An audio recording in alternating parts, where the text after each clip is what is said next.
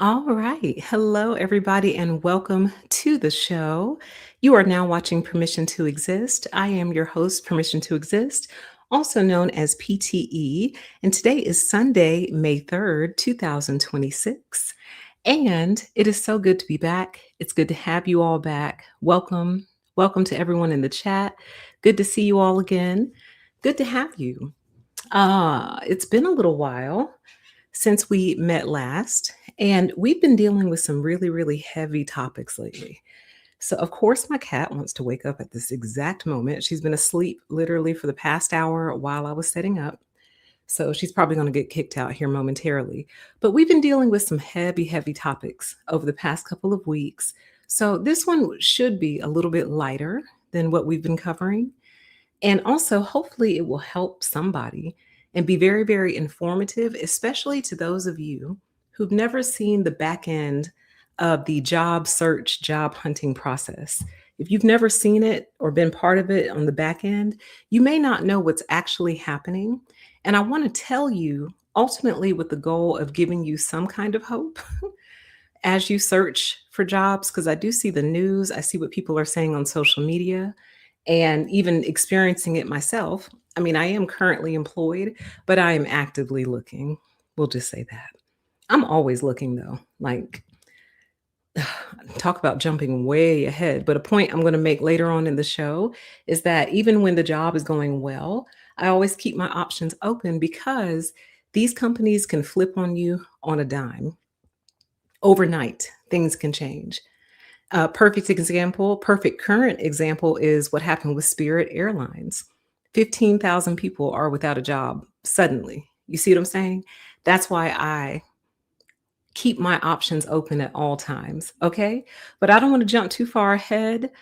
Big shout out, first and foremost, to everyone who supports the channel in any way, be that Cash App, Patreon, super chatting, becoming a channel member, or liking, commenting, and subscribing to the channel, and also hyping. You can hype the channel or hype a video now. So if you want to use your hype points that way, I would greatly appreciate it. And I thank you so much. First of all, before we go any further, I know some of you saw the post on my channel page, but this tickled me. This made me laugh. We have to talk about this really quick. Did you guys hear that Pizza Hut is bringing back the Book It program? Mm-hmm. Yeah, Pizza Hut is bringing back the Book It program. Now, for those of you who saw this live stream, you know that I covered Book It specifically and talked about how I used to go get my little personal pan pizza and my button after I had read my books and turned in my form. And now, what is this? Maybe a month later, month and a half later, they are bringing back the Book It program for the summer, I think. So, very exciting to see. It'll be interesting to see how they set it up.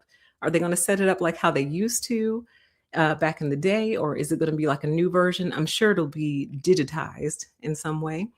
But I just thought that was really funny and a perfect example of what I was telling you guys about, where I'll talk about something and then shortly thereafter, I'll see it appear in the real world.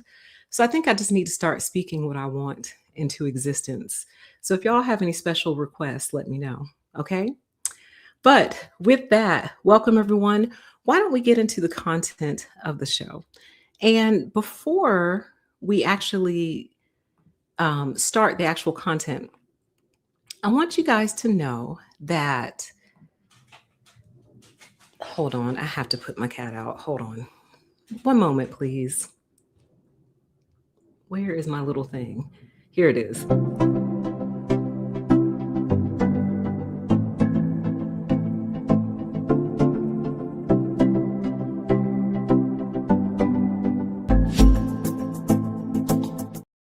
Okay. I swear there is something with cats and children. They do not stir up and they do not get started up. Probably dogs too. But they don't get started up until you get started up. Then that's when they have to do everything. Anyway, back to the show. First, I want to start by acknowledging that it is hard out here, you guys. Don't let anyone tell you otherwise. It is extremely challenging and extremely difficult to secure a job these days. It really, really, really is. And I'm going to show you why in a minute, but it is hard. So if anyone is trying to make it seem easy or make it seem like they have some sort of magic recipe or a secret sauce to help you land these jobs, they're probably lying to you and they're probably trying to sell you a course or something. But I just want to let you know that it is hard. It is extremely difficult. I think it's harder today than it ever has been. And I think a big part of that is because of technology. I think these companies are becoming overly reliant on technology. I think they are using technology to do their jobs for them instead of using their brain and instead of thinking they're letting the tech do all the thinking for them. And that's part of the reason it's so difficult to get a job because half of the time the recruiters don't even see your resume. But we'll get into that. Okay. So let's talk about this concept of the job lottery, which I actually mentioned on a previous live stream. It was either the last one or the one before the last one. And several of you reached out and said, hey, will you please cover that topic? So I hope you're in the chat. I hope you're listening. This is that topic. Okay. So the job lottery, it's really all a gamble, y'all, all of it. So let's start the show here. Before I explain the lottery piece, I want you to understand some of the components of the game and some of the components of what is actually making it so difficult to get a job. And part of the reason is the mindset that the recruiters hold and the mindset that the hiring managers or hiring whoever, panel, interview panel, whatever, they hold on to and they are very much anchored to some very, very old, outdated mindsets. They are anchored to some beliefs, not facts. They are anchored to some beliefs that were probably never valid, but if they were valid in the late 70s, early 80s. That's how long ago the beliefs that they cling to were born, and they still believe it. And it's stunning that they still believe it, considering we live in the same year. Most of us have been alive for at least the same 20 or 30 year span, give or take at the front or the back. So we've gone through the same things together. It's not like we live on different planets. And in my particular case, I live in the United States. It's not like we live in a different country. So the fact that you don't understand how the world has changed, really, it's kind of unsettling because it's like, what have you been doing with your mind these past 30 years?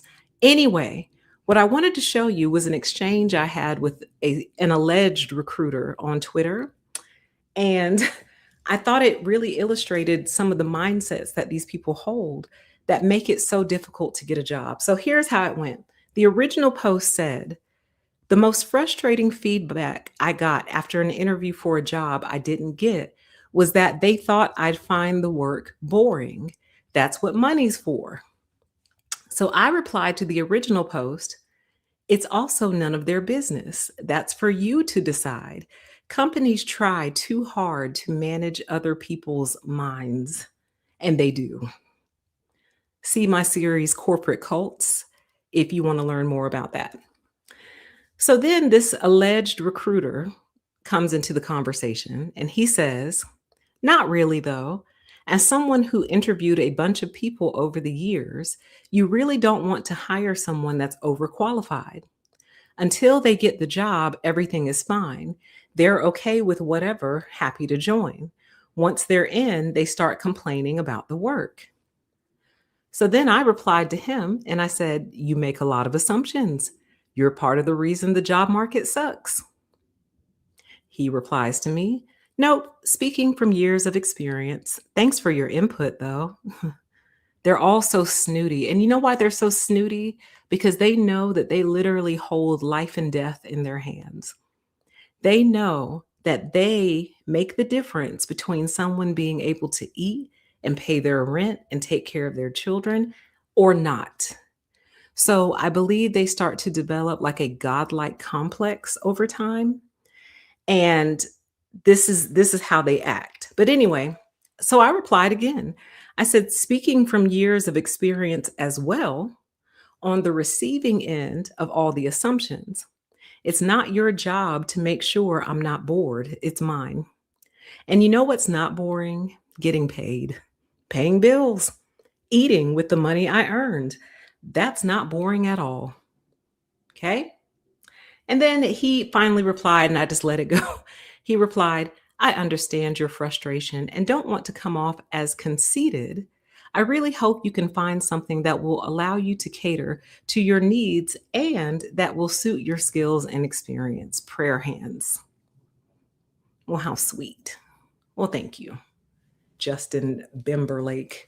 Justice Bimberlake. So, anyway, this is part of what you're battling on the back end, right? You submit your application. You get this person, Justice Bimberlake or whoever it is, going, wow, they would really be perfect for the role, but they're a little bit overqualified and I don't want them to get bored. So I'm going to reject this application, which is kind of, if you think about it, it's kind of insulting to the person that they do choose because it's basically saying, you're not really, you're either just qualified or not really qualified, and your brain doesn't work well enough to become bored by this. So you seem like the type of person who could do this boring work over and over and over again and never tire of it, which means you're a dullard. Something's wrong with you. You're dumb. Like, think about it like this. The recruiter knows that the work is boring. So basically, they're looking for someone who they don't believe will be bored by the work. Well, who does that leave? Because most highly intelligent people are probably going to get bored immediately if it's boring work. So you're looking for a dummy, is what you're basically saying. Do y'all see what I'm saying?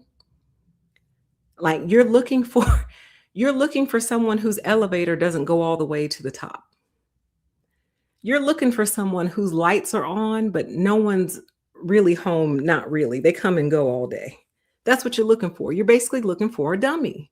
So it makes me wonder when they're doing these screening tools, right? The ones that we talked about. And we're like, wow, someone has to be really, really stupid to not know the answers to these questions. They might be looking for just that person. They might be looking for the person who's not doing well, who's not doing well in those pre-assessments. They might be looking for that person because they need someone who's kind of dumb, who won't even notice that the work is boring, basically. How insulting to the person that they ultimately hire. Absolutely. Chat says, then they get someone that they can underpay. Exactly. If you're kind of dumb, not really qualified, don't even notice that the work is boring, we can pay you next to minimum wage and you probably won't notice that either. How insulting. So I wanted to show y'all this because I wanted you to see just one of the mindsets that they hold on to that prevents people from getting a job. Because my whole thing is, I meant what I said. It's not your job to make sure I'm not bored. Trust me, I know how to entertain myself. I do. I can entertain myself with my brain alone. I can just sit there and think up things while I'm bored. Me being bored is not your concern. Just like me being happy is not your concern. That's a big one that they try to use on people. We don't think you'll be happy here. Well, first of all, why are you running a misery camp? That's the first question. Why are you running a place that's got people miserable? That's one. But two, my happiness is not of your concern because you are not the only thing that makes me happy in this life. So if I'm happy or unhappy, if I'm unhappy at work, it's probably because of how I'm being treated, not the work itself. Work is work, you know? It's probably not the work itself. It's probably how I'm being treated if I'm unhappy at work. But as far as the work, don't worry about whether or not it makes me happy. You don't fulfill me. It's not your job to fulfill me. It's your job to pay me. And that's it. Your only job is to pay me for a job well done. I will handle my psychology. If I need to go talk to a therapist, I'll go talk to a therapist. If I need to go run a mile or go get a new hobby to make myself happy, that's what I'll do. If I want a new puppy or a new kitten, I'll go get one. That's what I'll do. I'll worry about my happiness. You worry about my paycheck. Do you see what I'm saying? These companies have become too enmeshed with people, far too enmeshed. They need to once again separate church and state. This is a business. This is not a therapy center. It's not a friendship camp. It's it's not it's not your life, it's your job. Okay? So let's move on. Let's move on and welcome to everyone in the chat. So I wanted to show you guys what's actually happening on the back end when you put in job applications, okay? I would say that on average, to get a new job these days takes at minimum 3 to 4 months. And I'm going to show you why it takes 3 to 4 months. Okay. So this is all before the job even goes up on the job boards. The recruiter meets with the hiring manager to discuss the role. So they usually work with one hiring manager to one recruiter, whatever.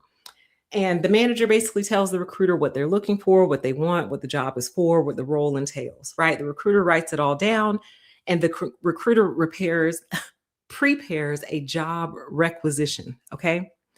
This is when you start seeing it up on the job boards, Indeed, LinkedIn, Career Builder, whatever you use to get your job posting and stuff. So once the recruiter has all the information, they go and they post it up on the job board. The reason it typically doesn't happen in week one is because the recruiter is usually handling more than one requisition. So they may not have time, or the hiring manager may not want it to go up until the following week, whatever. But now the job is out there and you just saw it when you're scrolling looking for other jobs, right?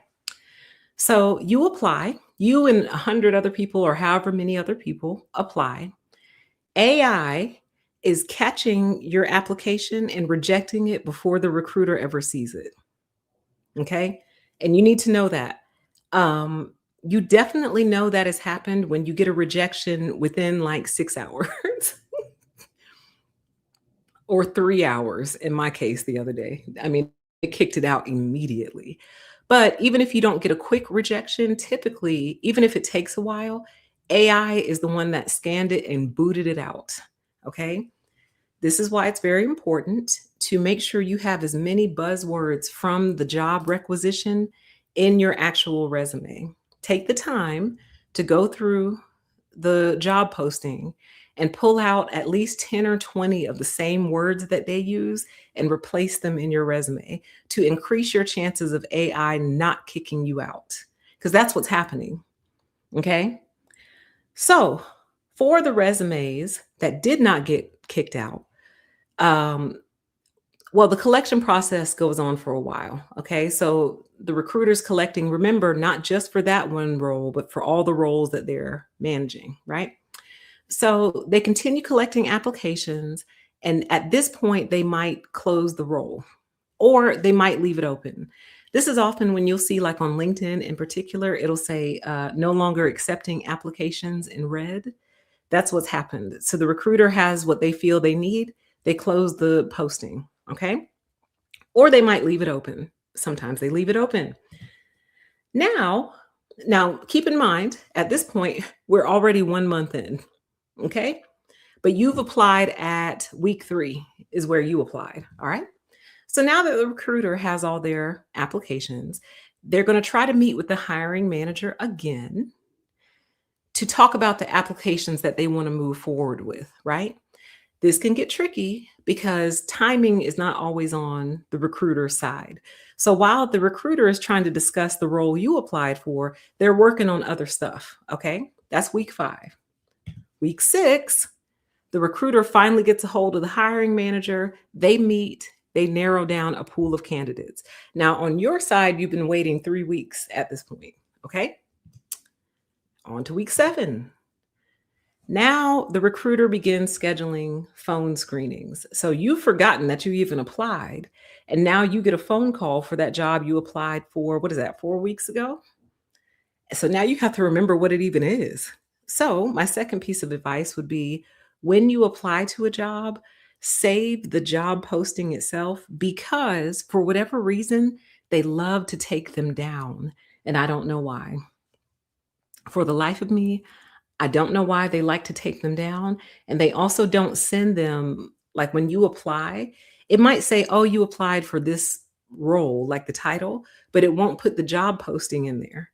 So if you don't save it, there's a strong chance that you won't ever see it again. So you may not even remember what it was about, especially if you especially if you put in multiple applications per day or per week, you're going to forget. So I highly recommend you save it somewhere. And I'll tell you a quick story. I think I almost got a job and I think I blew it in an interview because this exact thing happened to me, right? Because I didn't think they were going to call me.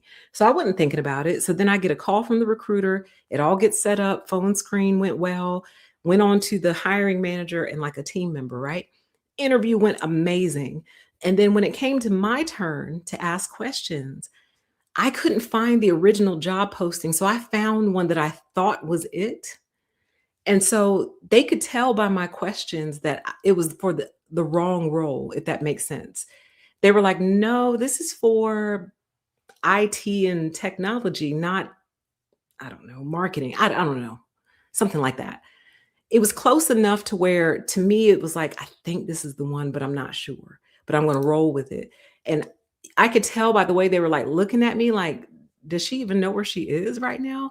And then I did not get that job. I was so upset. I was like, I know I blew it in those final moments. In the final moments, I blew it because they could tell by the questions I was asking that I was asking about the wrong job, basically. So I say that to say, save your job posting somewhere. Copy paste it, print it, save it as a PDF, and put it somewhere just in case they call back. You'll know what you're talking about in your effing interview. Okay. So then the recruiter calls you and the phone screenings begin. All right. And remember, it's not just you. So they've got to call probably at least 5 or 6 different people about the same job. All right. After the recruiter finishes up, the recruiter meets with the hiring manager again to discuss the phone screens. And this is where they make their cuts and they go with the second round interviews. Okay. So this is where the recruiter either says they're not going to move forward or they are. Okay. We're in week 9 now, by the way. So it's been 6 weeks since you applied. Now, here comes the second round interviews. The recruiter gets those all scheduled, timing calendars and things. Week 11, the second round interviews begin. And remember, it's not just you, it's you and a bunch of other people. Okay. Then we move on to week 12. The second round interviews probably continue because everyone's calendar doesn't always line up. And a lot of people are also still working. So they can't exactly just stop what they're doing in the middle of the day and take an interview. So that's why that part takes so long. Now we're in week 13. The recruiter meets with the hiring manager again to discuss the second round interviews. Now, after they make their choices from that, now it's time for panel interviews. This is where you get to meet your team, your potential team. Panel interviews begin.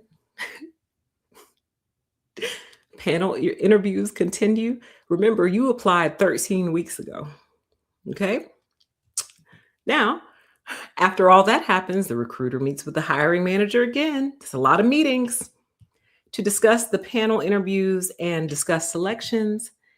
And finally, in week 18, an offer is extended to the candidate or candidates, depending on how many they're hiring for.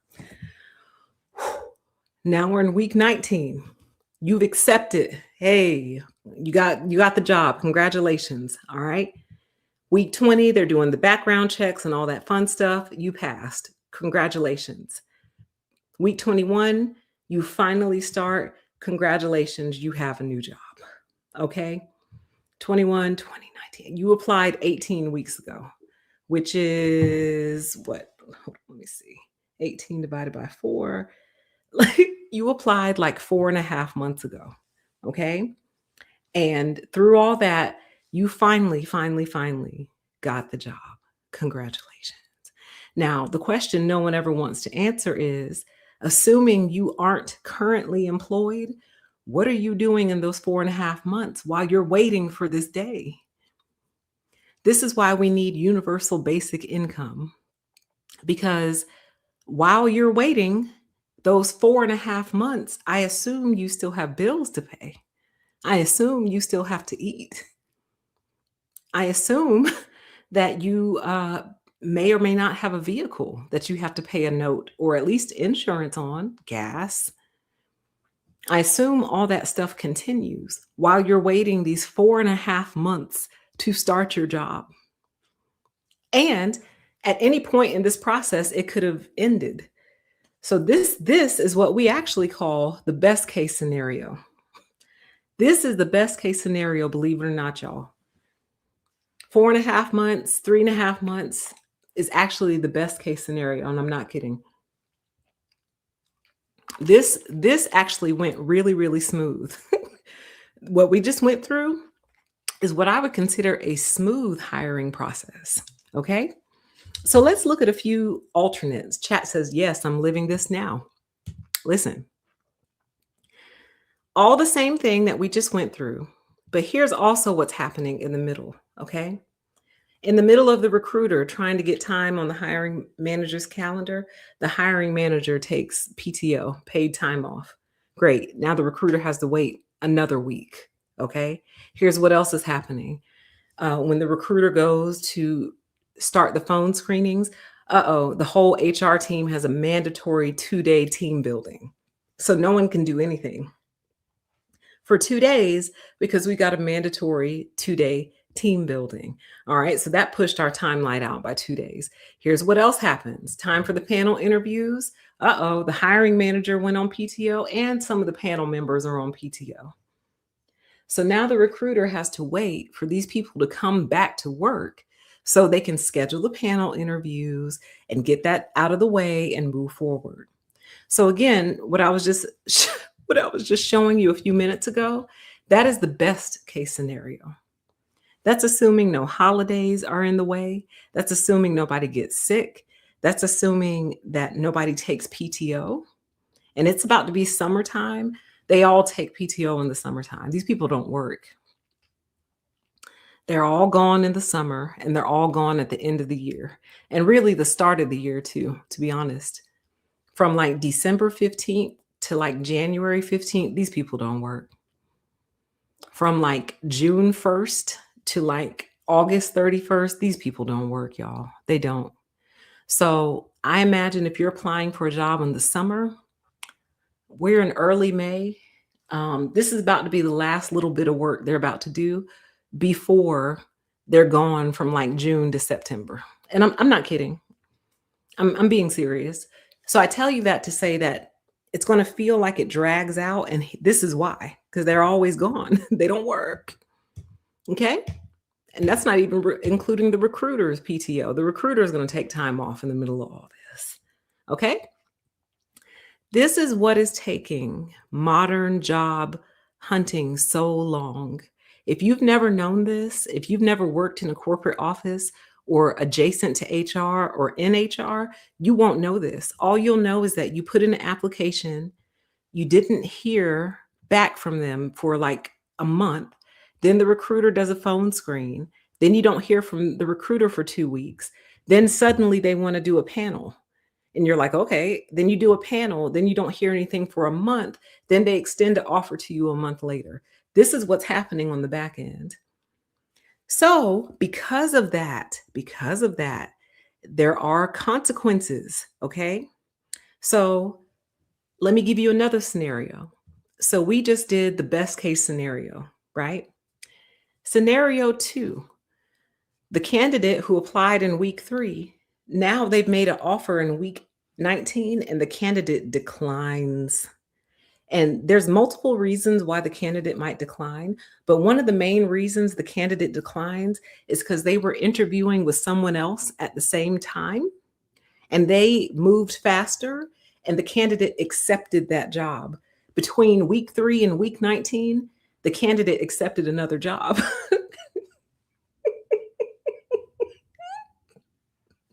And I almost want to say, well, what did you expect? They applied in week 3. Here you come at week 19 talking about, okay, come on board. Baby doll, I've accepted another job, honey. And actually, for the recruiters and the company, this is actually really bad because what this means then is that they have to start over from scratch, or they have to extend an offer to their second choice, right? And then sometimes the second choice accepts or rejects. If they accept, they start the job. If they reject, the process starts over. So they've invested 19 weeks in the search for this job. And now they have to start over from basically week one, basically. Okay. This is why I call it a job lottery.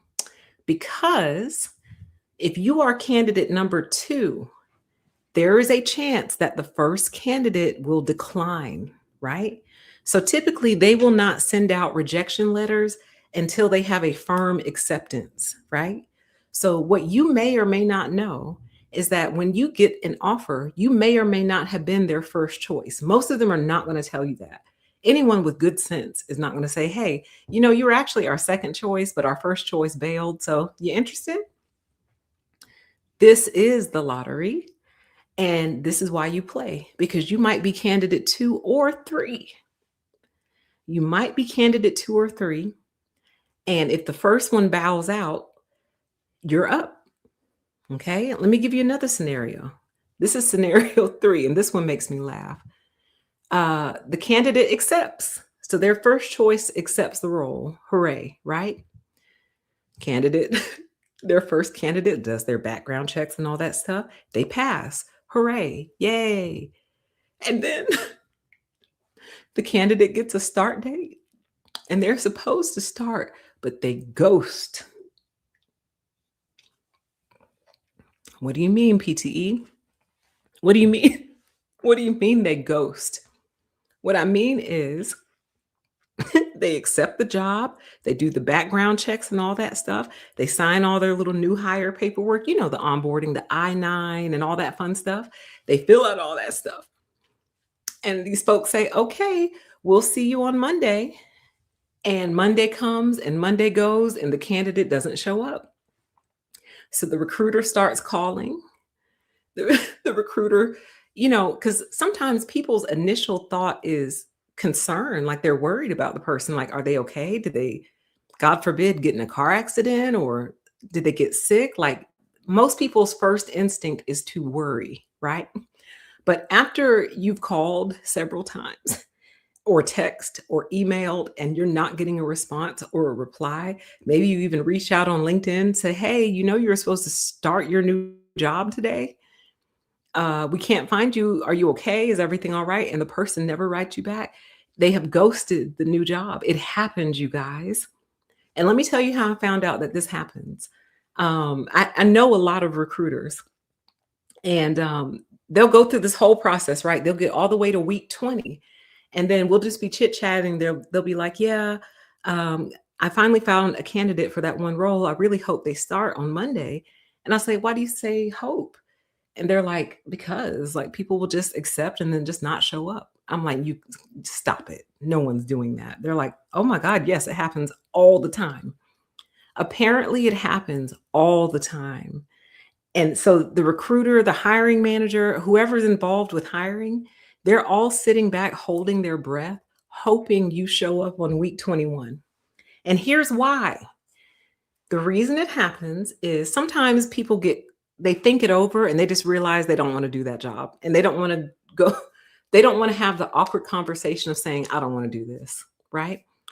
And typically that type of person has options. So that a person who's been unemployed for a while won't do this usually. The second reason is the same reason from scenario two. This is week 21. I applied in week 3. So someone else's week 21 came up before yours. Does that make sense? So think about it like this. If you apply at least once a week, I recommend every day, but we'll get there. If you apply at least once a week to a new job, this timeline belongs to that job only. So you applied for a job, let's say January 1st, week 21 was their week like 12, if that makes sense. it, I'm messing it up. I'm not making sense. What I'm trying to say is someone else came along and offered them a job, and that candidate typically accepted it, maybe for more money, something like that. Um, but for whatever reason it happens, you can look it up, Google it. Candidate ghosting. How to prevent candidate ghosting. How to prevent a candidate from ghosting you. And you know one way that they do it? The recruiter will call and just kind of let you know that the process is still going, right? So they'll reach out and say, "Hey, just want to let you know that we're still interested in you. This role is still moving forward. We had a couple of people on vacation, but we look to do the interviews in like a week or so. Are you still interested? Do you still want the job?" Like they're trying to kind of keep a feeler on you so you don't ghost. Okay? So, uh when this happens, the process starts over or the offer is extended to the second choice candidate. And either the second choice candidate accepts it or rejects it. And then either the process starts over or the second candidate starts. And this is the lottery. This is the lottery. So basically, what I'm trying to say to you is that there are so many moving pieces in this process that you shouldn't give up early because you really don't know where you are on. Oh man, I know there's a game I'm picturing where like the ball is like falling down these little pathways and like you're moving the levers trying to get the ball to like go the direction you want it to. I can't remember the name of that game, but it's old school. But basically, it's very similar to that. Like the ball is you dropping your application into all of this, and then different levers are moving, and it's moving your ball in different places. So what I'm saying is, don't give up until they've sent you the rejection letter. Is what I'm saying, because it's a lottery. The person that they were set on might say no, thank you, and then they move on to you. So basically, you all. The chat says, or they quit on the first day.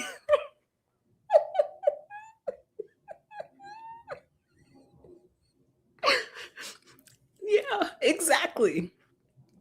Exactly. And that's why this is a lottery. Because think about it like this: if you're a recruiter and you have candidate number one and candidate number two, and they're both equally qualified, but for whatever reason you go with candidate one, if you had a great relationship with candidate two, and then same for you, as long as you have that good relationship with recruiters, they'll call you, and they'll be like, "Hey, so we've decided to go with you," which is a lie. They actually went with someone else, but that person either didn't show up or quit on the first day. This is the lottery. Now it's your turn. Now you're up. Boom.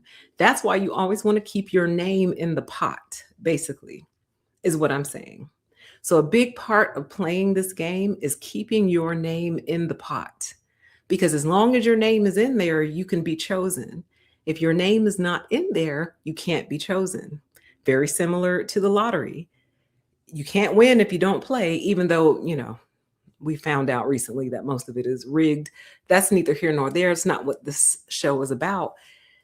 Job hunting functions very similar to how the lottery functions, is what I'm saying. And one of the biggest parts of that is your name has to be in the pot. It just has to be. Okay.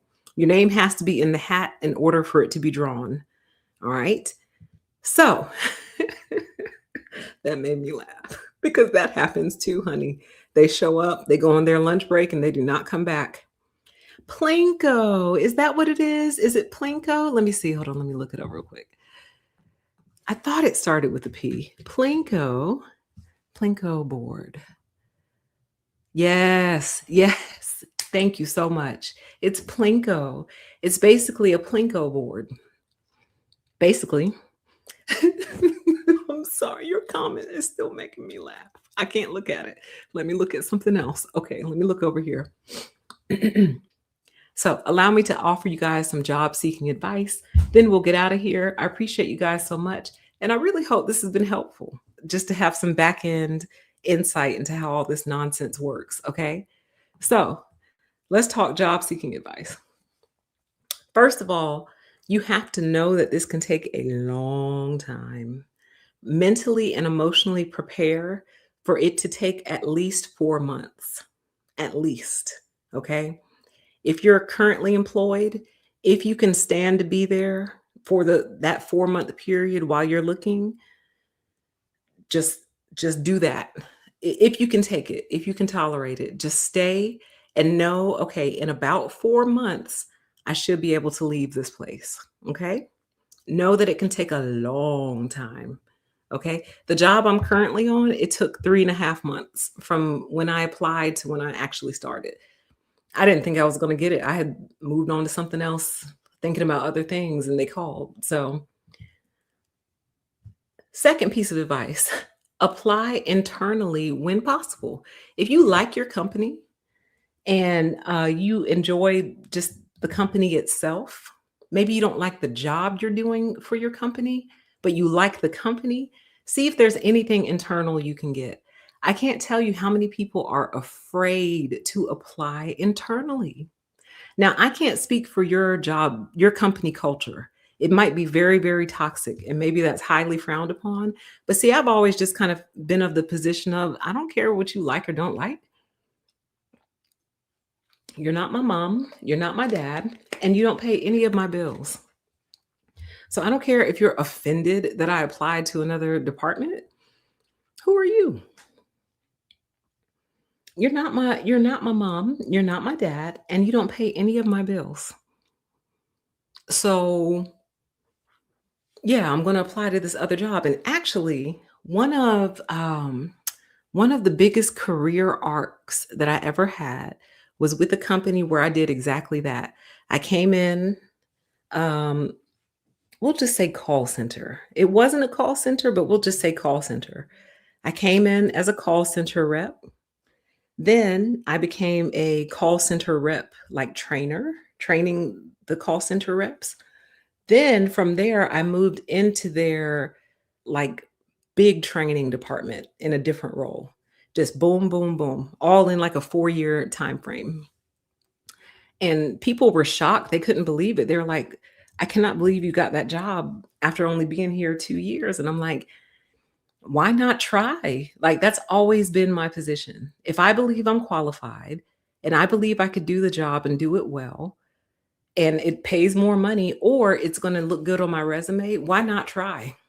I think that's the biggest reason a lot of people, don't see the results they wanna see. They don't even try. You have to try. Don't let anyone talk you out of trying, because a lot of times the people who are trying to talk you out of it, they're content in their little roles. They don't have any growth mindset. They don't want anything more for their life. They're very, very beholden to the cult. Like, "Oh, you're gonna apply and try to get out of this department?" Like, "Yeah, I'm gonna apply and try to get out of this department," and did.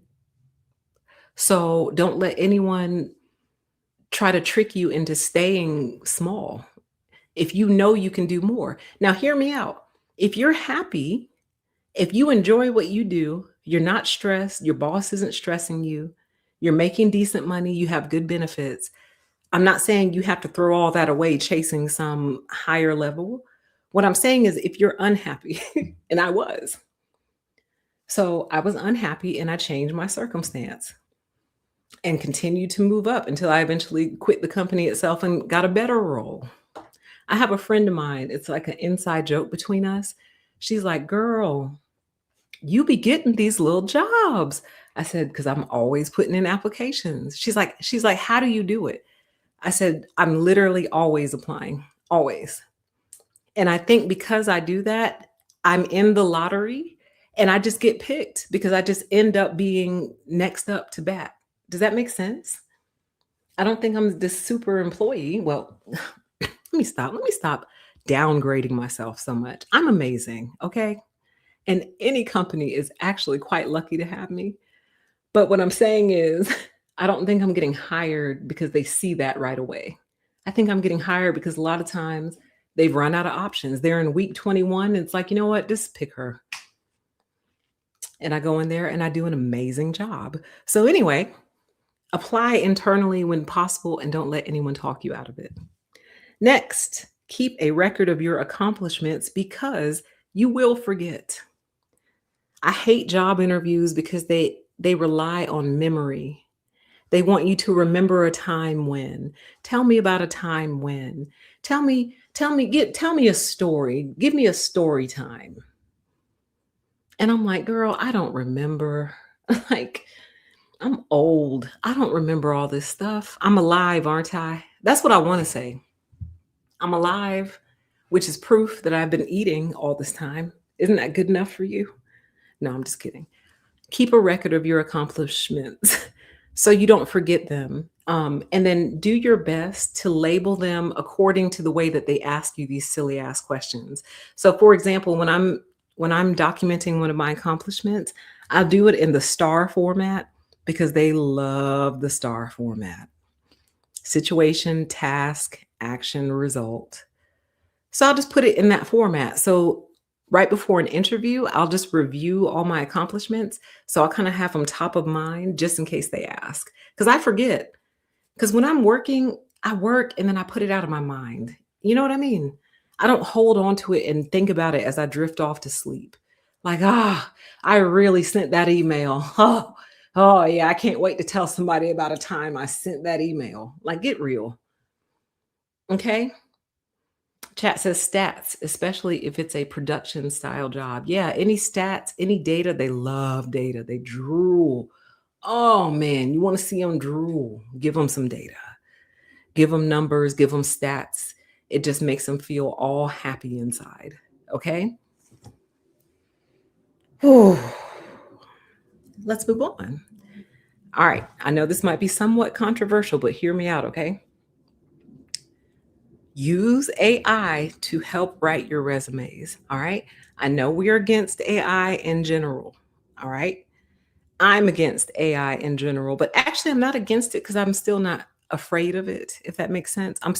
I still haven't been impressed to the point where I'm scared. However, I have found AI to be extremely useful in helping me write my resume. So what I'll do is I'll take the job posting and I'll put that in the AI, and then I'll say, please tailor my resume to align with this job posting. So you're not asking AI to lie. What you're asking AI to do is look at your resume and see how something you actually have done matches their job description, basically. So you're not lying, you are tailoring, basically. You're tailoring your resume to match the job description because you might do one thing, right? But it could mean five or six different things in terms of how the job descriptions are describing it. So use AI for that purpose because AI can look and go, oh, this matches that. Hey, you did this, that matches this, and help you kind of organize it. Use it for that purpose. Okay. Um, However, I will give you this caution: always double check before you submit. Because sometimes AI just be putting stuff in there. I'm like, now nobody told you that. I have never told you that I have done anything like this ever.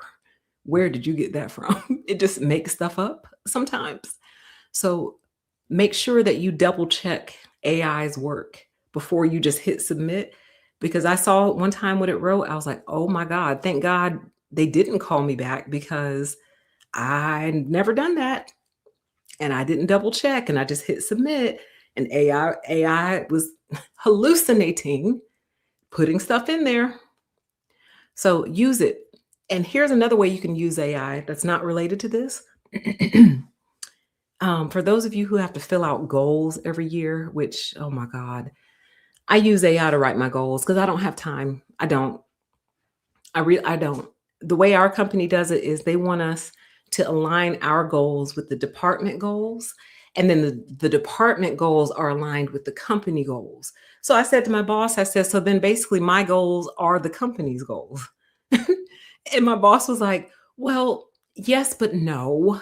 They were like, you have your own personal set of goals, We just want those goals to be aligned with the department goals, which are aligned with the company goals. I said, then my goals are the company goals. I know they can't stand me, but I force them to think. I force them to think like they mamas didn't force them to think. Your mother didn't force you to think growing up. So I'm forcing you to think. Okay. If my individual goals have to be aligned with the department goals and the department goals are aligned with the company goals, well, sugar, just write down the company's goals for my goals because they're all the same, aren't they? So anyway, after some back and forth, I said, I get it. No problem. I'll correct them. And I shoved them things into AI, let them fabricate and spit out absolute BS, resubmitted it, and my boss loved it. She loved it. She loved it. I was like, God damn, you stupid girl. Mm. But after I saw that it worked, I was like, this is the way I'm going to do it for the remainder of my corporate career. You hit me with some silly ass goals and tell me they have to align with the department goals and the company goals, but they're my individual goals and I need to make them unique to me. So when I make them unique to me, you tell me they're wrong because they're not aligned. Okay, well, I'm going to let AI do it. And AI did it, honey, and she was tickled pink to the moon and back. I said, okay, I see where AI is useful. I'm getting it now. I can be friends with you. I can learn to be friends with you. I can. All right. Here's another piece of advice.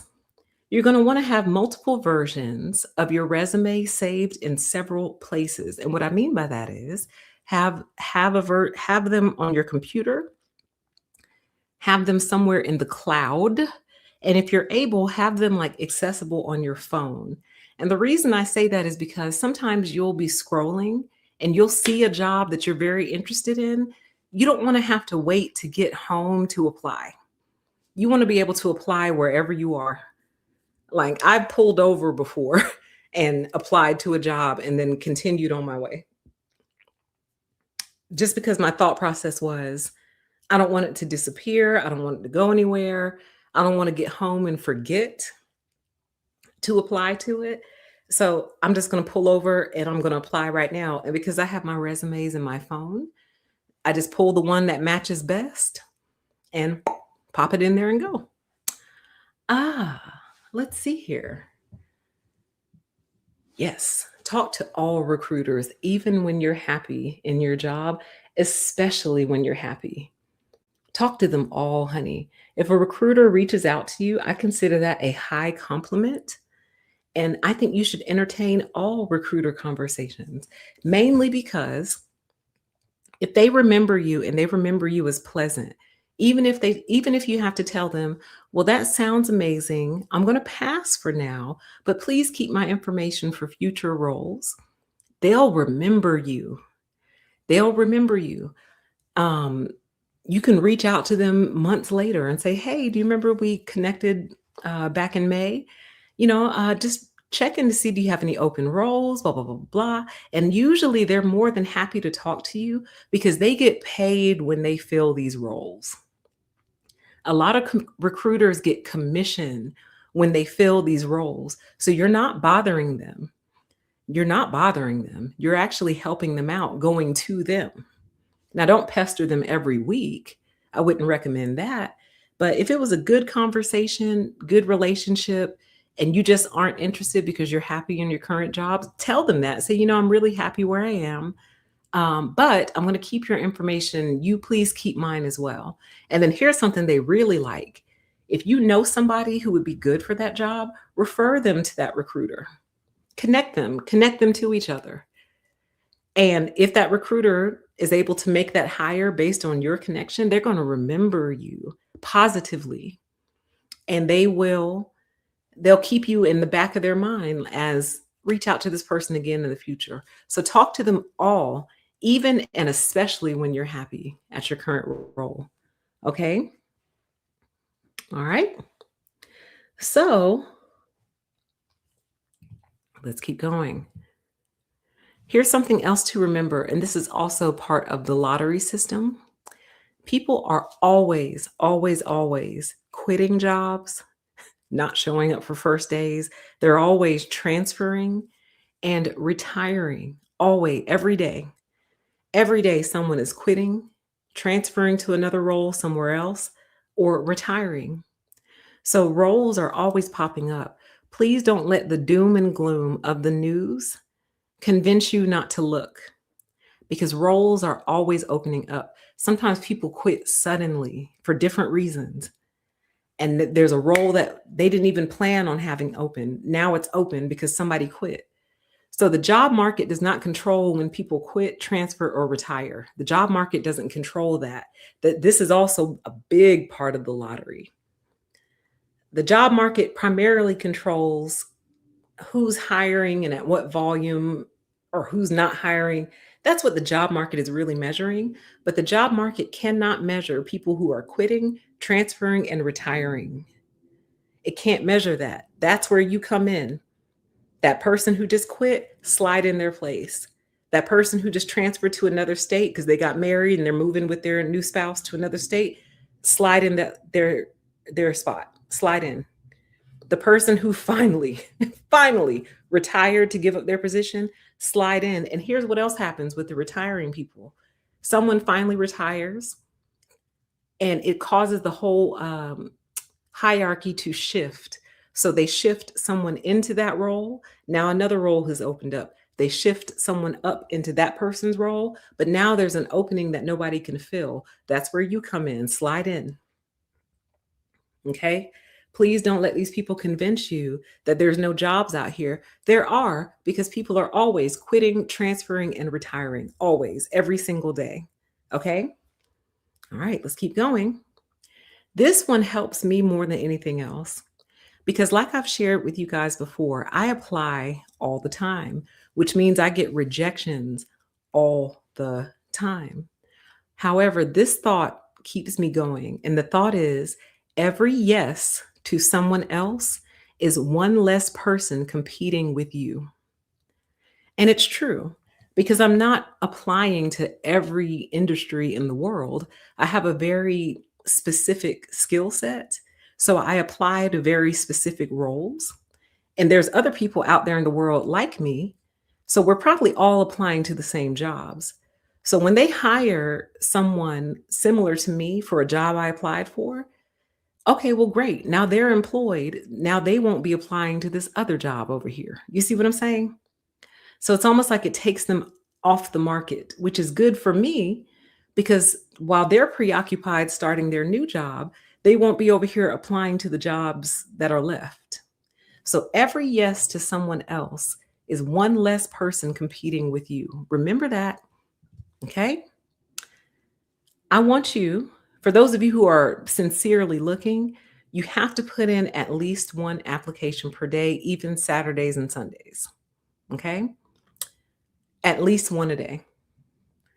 Really, truthfully, if you can stand to do two a day, I'd recommend putting in at least two a day, but you have to put in at least one per day. For those of you who are casually looking, I would recommend putting in at least one a week.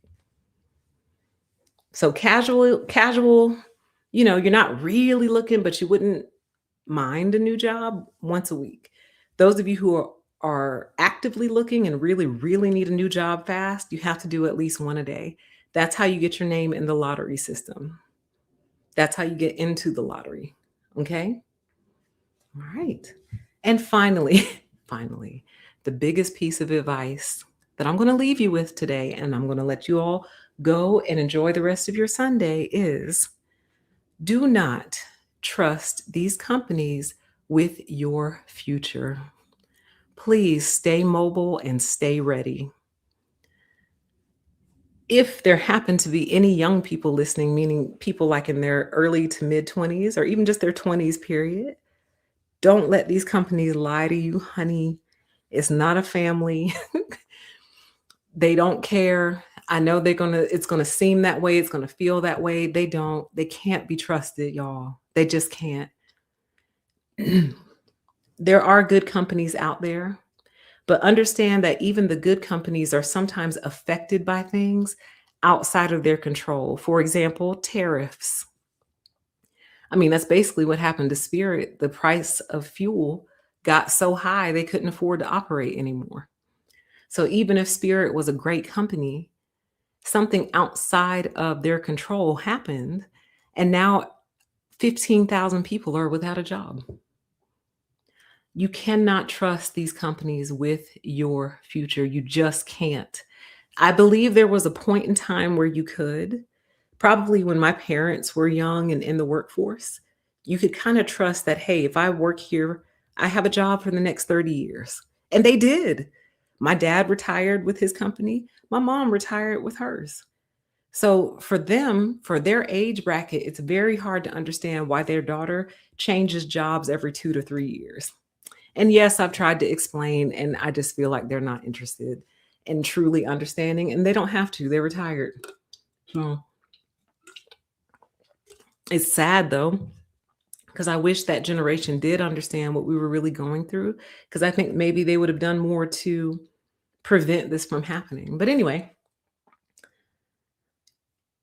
don't no matter no matter what they say to you, do not trust these companies with your future. Stay mobile and stay ready. So what that means is your resume is always up to date. Always. At least once a month, you should update your resume with something new that has happened at work that you did. Um, at least once a month. Um, any certifications, or especially the free ones, there's lots of free little certifications you can get. Get those. If your company offers any type of training, like some companies have LinkedIn Learning, Pluralsight, Udemy. I hate that I'm shouting all these out because these are not paid advertisements. But if your company has anything like that, use it, y'all. Use it. Get it. Get it all. Like consume it like you're starving to death. And keep it. Like LinkedIn Learning gives you those little certificates when you finish classes. Keep those, honey. Keep them, put them on your LinkedIn page, print them out, submit them with your resume. Stay mobile and stay ready. And for those of you who can stand it and who can afford it, go back to school. Get another degree. Get another certificate. Again, if you can stand it and if you can afford it. Don't go out there saying PTE made me take on a student loan. No, no, no, no, no. If you can stand it and if you can afford it, go back to school. Get another degree. Stay mobile and stay ready. Yes, the chat said you want to stay in the job algorithm, basically. Basically, yeah, job algorithm, job lottery, same thing. But also the final piece of advice, and I know it's difficult right now because prices are high, inflation is crazy, but whatever you can do to try to save your money, you fight tooth and nail to save that money, honey. Try to get your savings up, primarily because you can't trust these companies. You can't. So here's something I do, and I am not advocating you do this. I am not a financial advisor. I am not a financial expert. I'm just sharing with you something that I do because it makes me feel better. Okay. I am not making this recommendation to you, but here's what I like to do. When I'm employed, and all my bills are paid and my credit score is really good, I like to take out a loan and then just let it repay itself. So I'll take out like a $5,000 loan. I'll sit it over in my savings account. I'll set up my automatic payments to pull from that savings account. And basically, I just take the loan out and let it pay itself back. Now, why would you do something like that, PTE? Well, one, I like having money in my account. But two, it's kind of like, to me, it's almost like a safety net in a way. My thought process is if they'll give me the money, I'm going to take it, but I'm not going to use it. So it actually requires an extremely high degree of discipline, which I do have. So I don't take the money out, then spend it, and then now I have a new bill. No, no, no, no. I just take it out, sit it over in a savings account, and I let its own money pay itself back, if that makes sense. Basically, it just makes me feel better. That's all. And then once I've paid it completely back, I'll do it again. And it just makes me, in my mind, the way my mind works is if they do something real stupid, you have this little $5,000 cushion over here, which, yes, would ultimately become a new bill. But now because you took it out when you were employed, now you don't have to try to get a loan when you don't have a job. It's kind of hard to explain. Hopefully I'm making sense. Again, please don't do this, y'all. I'm not recommending this to you because you have to have an extremely high degree of discipline and it's risky because you might ultimately end up having to pay it back out of your own money, right? So don't do that unless you, no, no, just don't do that. How about that? You find a way to save your money. You find a way to make sure that no matter what these companies do, you'll be okay for a short period of time. That's your goal. That's your objective. No matter what my company does, I will be okay for a short period of time. And hopefully, for example, let's use Spirit Airlines as an example. Let's say somebody was already on my program before Spirit went out of business. Well, because let me see if I can go back. Maybe no, go this way. Go this way. Let's go back to the best case scenario. Maybe around week 13, this employee put in an application somewhere else. And now, fast forward, Spirit goes out of business, but they were already in the job algorithm, basically. They get a job like that. And it's not that the job was already there waiting on them, it's that the timing of it aligned to when their current company closed. You see what I'm saying? So it's kind of like you're just constantly sliding. I can't talk. I don't understand words or English. You're constantly shifting this 24-week process back a week, basically. So you're always in someone's job algorithm. You're always in someone's job lottery. So even if your company goes out of business, well, they're getting ready to offer you a new job in a week. So I really hope all this made sense. I had the strangest amount of fun making this. Someone had recently said in the chat, they're like, you used to do PowerPoints and visuals. I was like, you know what? I did used to do that a lot. It really helps. It helps me a lot too. It helps me stay on track. So that's everything I had to say, y'all. I really hope this helped you guys. I wish you well in your job search. Don't give up. It is hard. It's real hard. Whew. It's tough. And it's unfair also because as I shared on another show, I really resent the fact that my life is designed around other people's yeses. I really, really, really resent that. I really resent the fact that it's not easy to get a job because it should be. Hey, you put in an application, maybe a month later you have a job, 30 days or less, you have a new job that's similar to what you were getting paid previously and all that, and one of your choosing and one that actually aligns with your skill set and your experience. It would be amazing to be able to choose my path in that way. But my path has been designed by other people being willing to say yes, basically. And I resent that, but I guess it just is what it is for now, you know? But with that, the flip side of that coin is somebody's got to say yes. Oh, they got to say yes, because in spite of what they would have you believe, they are always going to need human beings, always. AI simply will not ever achieve what a human mind can do. It won't. It can't. It's a computer. And I can't emphasize that enough. So with that in mind, they are always going to need people to do these different jobs, always. So someone has to say yes, and someone will say yes to you. And when they do, I want you to come back to this video and I want you to comment PTE, I got the job. And I will heart your comment and I'll say congratulations, okay? But with that, take care, you guys. I hope that motivates you. Go get on LinkedIn Jobs. Go see what's out there because they're posting right now. And I will talk to you guys again very soon, okay? Enjoy your Sunday. Bye.